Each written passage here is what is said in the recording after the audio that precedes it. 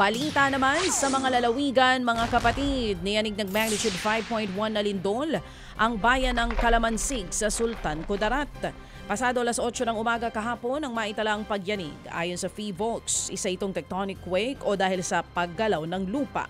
May lalim po yung 546 kilometers. Posible nga yang magdulot ng aftershocks. Wala namang naitalang pinsala dahil sa lindol.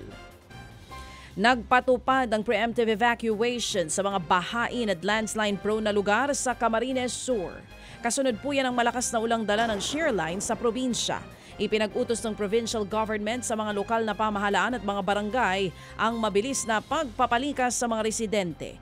Nitong Oktubre lamang, maraming lugar sa Camarines Sur ang napuruhan ng dahil sa baha, landslide sa probinsya. 2 residente naman ng Cotabato City ang namatay sa magkahiwalay na insidente ng pamamaringil sa kabila pa rin po ng umiiral na election gun ban. Kabilang sa nasawi ang kinilalang si Zulkarnain Pansar Mustafa. Nakatayo lang sa tabing kalsada ang biktima ng pagbabarilin ng hindi pa nakikilalang mga salarin. Patay din sa pananambang ang isa pang biktimang kinilalang si Dorhaya Samo Eto. Sakay naman ng motorsiklo ang biktima ng tambangan ng 2 armadong lalaki. Patuloy ang investigasyon para matukoy at mahuli ang mga suspect.